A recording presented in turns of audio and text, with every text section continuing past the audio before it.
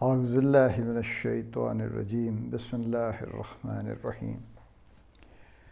Life view کی اگلی نشست کے ساتھ حاضر ہوں۔ یہ نویں نشست ہے، 9th سٹنگ ہے ہماری۔ آپ سب کا بہت شکر گزار ہوں۔ سب لوگوں نے ابھی تک بہت دھیان سے، بڑی توجہ سے مجھے سنا، بڑے اچھے ماشاءاللہ حوصلہ افزا کامنٹس بھی دیے اور بڑے اچھے آئیڈیاز بھی فلوٹ کیے، اور میری خواہش بھی یہی تھی اور کوشش بھی یہی ہے کہ ہم اس کو ایک ڈسکشن کی شکل میں لے جائیں اور بہت سے ویوز ایکسچینج کریں۔ دیکھیے، لائف ویو کوئی ایک ویو نہیں ہے۔ زندگی کے اتنے ہی دیکھنے کے زاویے ہیں جتنے لوگ ہیں، غالباً 6-7 ارب جتنے بھی ہیں، اور اس سے بھی زیادہ دیکھیں تو شاید ہر شخص کے مختلف ویوز ہیں، اور اس لحاظ سے دیکھیں تو یہ کوئی انکاؤنٹیبل کائنڈ آف انگنت ٹائپ کے ویوز ہیں زندگی کے۔ لائف ویو ود اسرار قریشی کا مطلب صرف اتنا ہے کہ میں آپ کے ساتھ یا آپ کو کچھ ویوز پیش کر رہا ہوں، جو جس طرح سے میں نے زندگی کو دیکھا ہے یا جس طرح سے میں نے زندگی کو سمجھا ہے، اور یہ کوئی ایک ویو نہیں ہے۔ میں نے بھی بہت سے مختلف طرح سے زندگی کو دیکھنے کی کوشش کی ہے،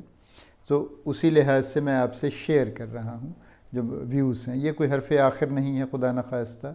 اور یہ ایک ڈسکشن ہے جو چلتی رہے گی انشاءاللہ آئندہ بھی۔ یہ جو 4 عناصر میں نے گفتگو کے شروع میں منتخب کیے، جس میں لوگ ہیں، ہم خود ہیں، علم ہے اور ایمان ہے، یہ چاروں اپنی اپنی جگہ پہ بڑے موضوع ہیں۔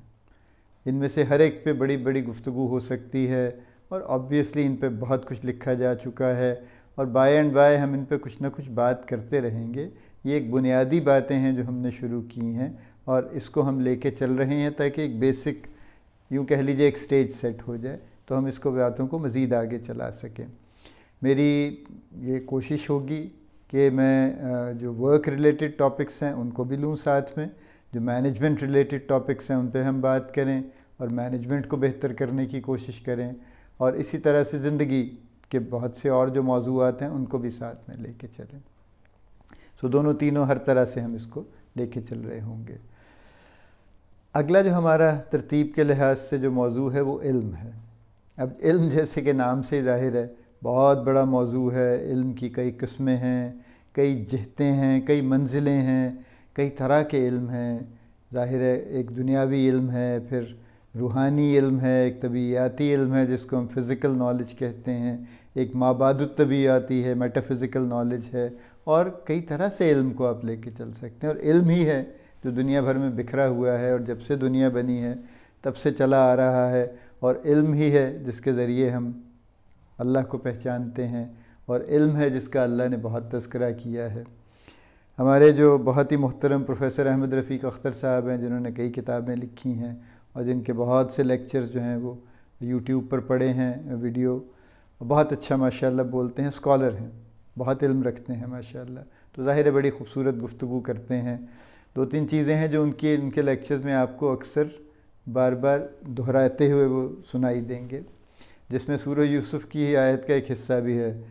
وَفَوْقَ كُلِّ ذِي عِلْمٍ عَلِيمٍ۔ معذرت چاہتا ہوں، میں حافظ قرآن نہیں ہوں، بہرحال وَفَوْقَ كُلِّ ذِي عِلْمٍ عَلِيمٍ کا تذکرہ وہ اکثر کرتے ہیں۔ یہ سورہ یوسف کی آیت کا ایک ٹکڑا ہے، جس کا مطلب یہ ہے کہ ہر علم والے کے اوپر ایک اس سے بڑا علم والا ہے، علم کی کوئی حد نہیں ہے، اور یہی بات ہے جو وہ کہنا چاہتے ہیں کہ ہر علم والے کے اوپر اس سے بڑا علم والا ہے، حتیٰ کہ اللہ آ جاتا ہے جہاں پہ جو سب سے بڑا اور سب سے لامحدود علم رکھنے والا ہے۔ علم کے ریفرنس سے، اس سے پہلے کہ ہم علم میں اترنے کی کوشش کریں، میں 2 آپ سے اور چھوٹی باتیں کرنا چاہوں گا۔ چھوٹی باتیں نہیں ہیں، بڑی باتیں ہیں، لیکن ہماری گفتگو ہمارے موضوع کے لحاظ سے بڑی ریلیونٹ ہے۔ واصف علی واصف صاحب بھی ہمارے بڑے محترم نام ہیں، بہت کچھ انہوں نے فرمایا ہے، اور ان کا گفتگو کا انداز بھی مختلف ہے، اور ان کو چیزوں کو دیکھنے کا ان کا انداز بھی مختلف ہے۔ جس طرح سے وہ پریزنٹ کرتے ہیں اس طرح سے بہت کم لوگ پریزنٹ کرتے ہیں۔ علم پہ ایک ان کا بیان ہے جس میں کئی طرح سے انہوں نے علم کو ڈیفائن کیا ہے، لیکن اس کے بالکل شروع میں ایک بات انہوں نے کہی ہے جو بڑی انٹرسٹنگ ہے، اور جس پہ جتنا غور کریں وہ اتنی اور زیادہ انٹرسٹنگ لگتی ہے۔ وہ یہ کہتے ہیں کہ علم کے 3 حصے ہیں۔ ایک وہ حصہ ہے جو معلوم ہے، یعنی وہ جو ہمیں پتہ چل جاتا ہے، اور ایک وہ حصہ ہے جو نامعلوم ہے، اور وہ یہ کہتے ہیں کہ اگر آپ ایک دائرہ کھینچیں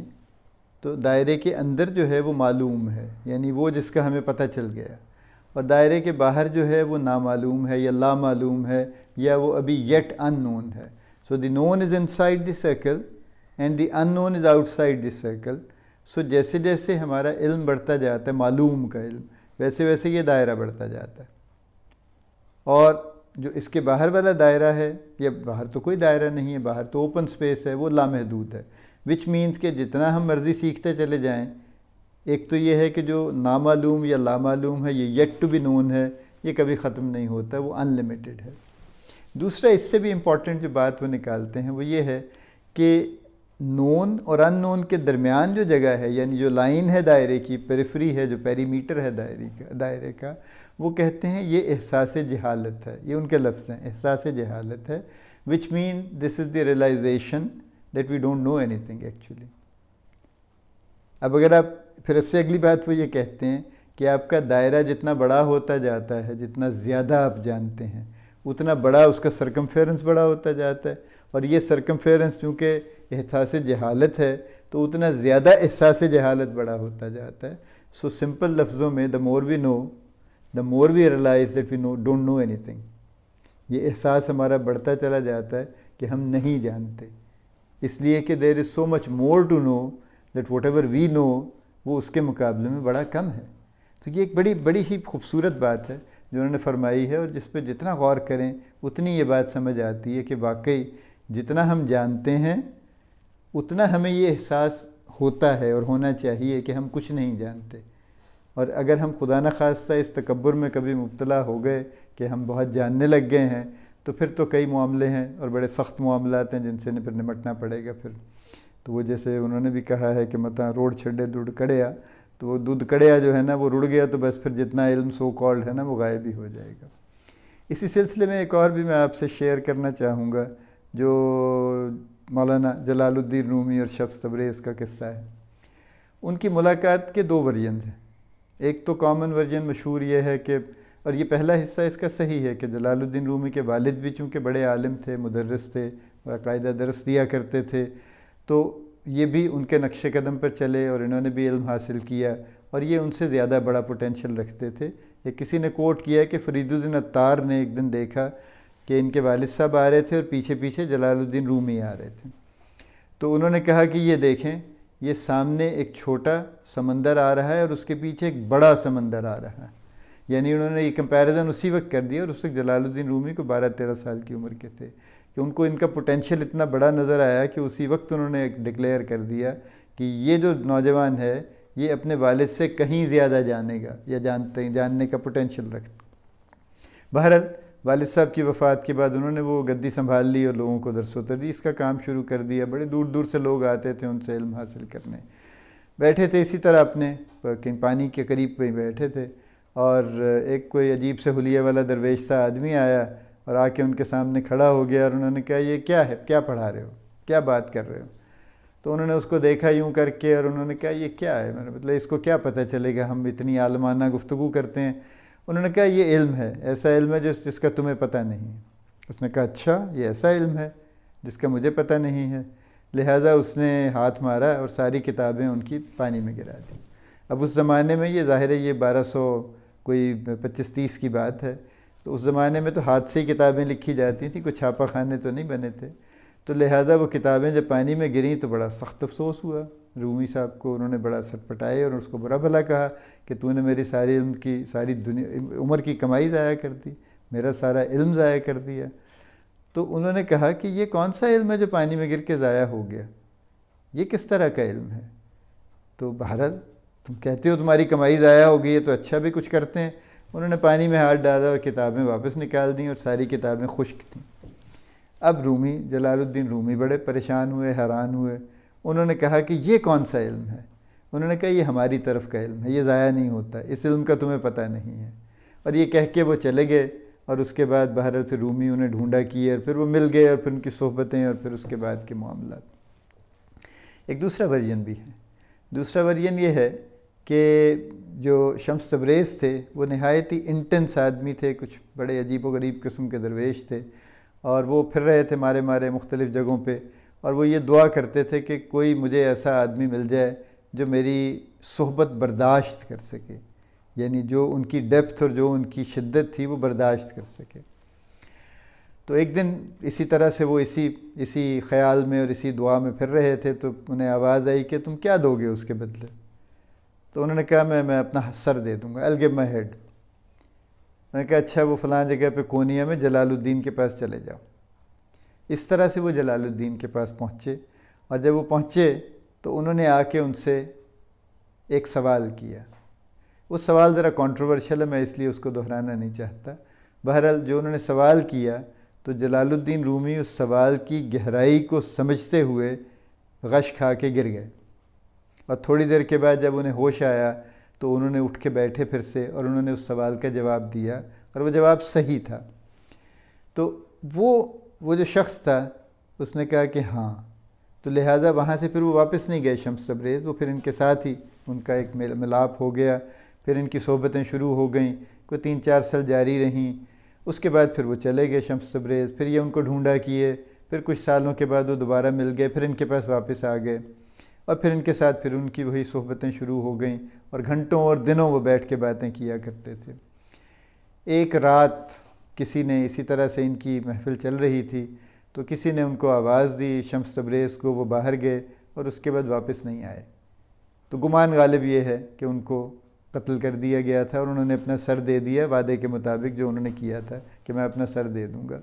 یہ بھی ایک ورژن ہے، واللہ عالم، یہ پرانی باتیں ہیں 1240-50 کے زمانے کی۔ اب 1240-50 کو گزرے، اب 800 سال ہونے کو آ رہے ہیں، تو کئی طرح کے ابہام اور کئی طرح کی ویریشنز آ سکتی ہیں اس کے اندر۔ یہ جو 3 باتیں میں نے آپ سے عرض کی ہیں، اور اس کے علاوہ علم پہ بہت کچھ کہا جا سکتا ہے،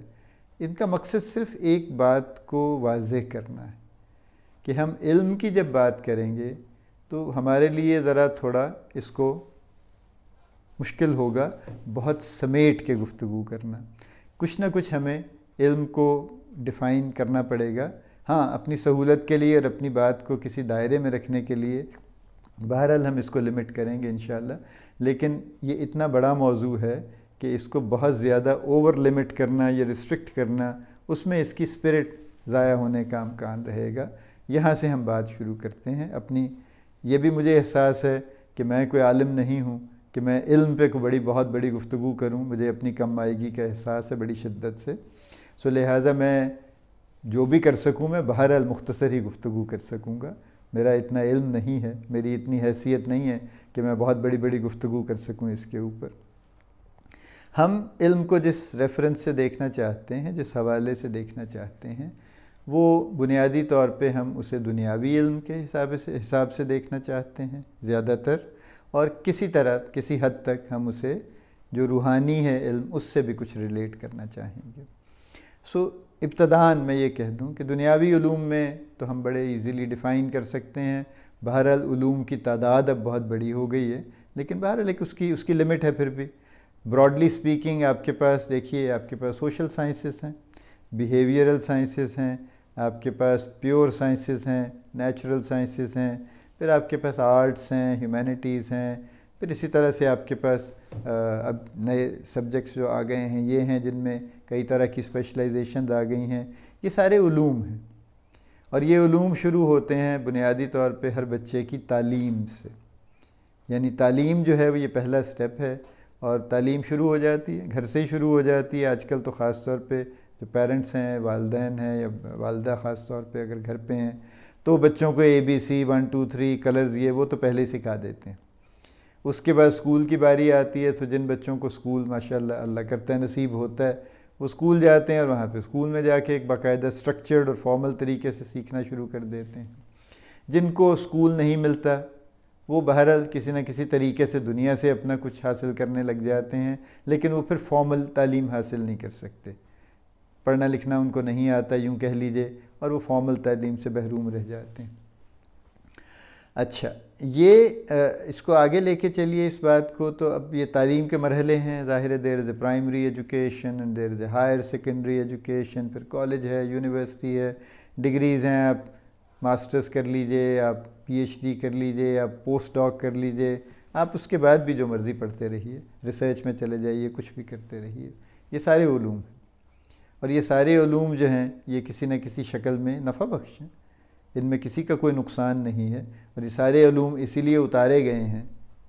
کہ اس دنیا میں فائدہ ہو سکے اور یہ دنیا بہتر جگہ بن سکے۔ ایک آخری بات پہ میں یہ والی نشست ختم کرتا ہوں۔ الیگزینڈر فلیمنگ کا میں نے تذکرہ کیا بھی تھا پہلے بھی غالباً، جس نے پینسلین دریافت کی تھی اور جس نے اس کو پبلک ڈومین میں دے دیا تھا، اس نے اس کو پیٹنٹ نہیں کروایا تھا، اور اس کی وجہ پیٹنٹ نہ کروانے کی یہ تھی کہ وہ یہ کہتا تھا کہ میرا اس میں کیا کمال ہے، یہ مجھ سے تو حادثاتی طور پہ ڈسکور ہوئی ہے، سو میرا یہ رائٹ نہیں بنتا کہ میں پیٹنٹ کروا کے اس سے لاکھوں اربوں ڈالر کماتا رہوں ساری عمر، اور اس کے بعد بھی میرے مرنے کے بعد بھی وہ انکم چلتی رہے۔ اور اس نے ایک اور بڑی انٹرسٹنگ بات کہی، اس نے کہا کہ میں یہ سمجھتا ہوں کہ اللہ تعالیٰ نے علم کی پوٹلیاں بنا کے لٹکائی ہوئی ہیں، اور وہ جب چاہتا ہے کوئی ایک پوٹلی اتارتا ہے اور کسی ایک شخص پہ پھینک دیتا ہے، اور وہ شخص اچانک علم سے مالا مال ہو جاتا ہے، کسی نئے علم سے جو ابھی تک کسی اور کے پاس نہیں ہوتا، اور پھر اس طرح سے دنیا کو فائدہ ہو جاتا ہے۔ تو اور یہ اس کا یہ کہنا تھا کہ یہ رینڈم نہیں ہے، ایسا نہیں ہے کہ کوئی وہ لاٹری نکالتا ہے اللہ میاں خدا نہ خواستہ اور کسی کو دے دیتا ہے وہ پوٹلی، بلکہ یہ اس کو ملتی ہے کہ وہ دیکھتا ہے کہ کون کون کتنی محنت کر رہا ہے،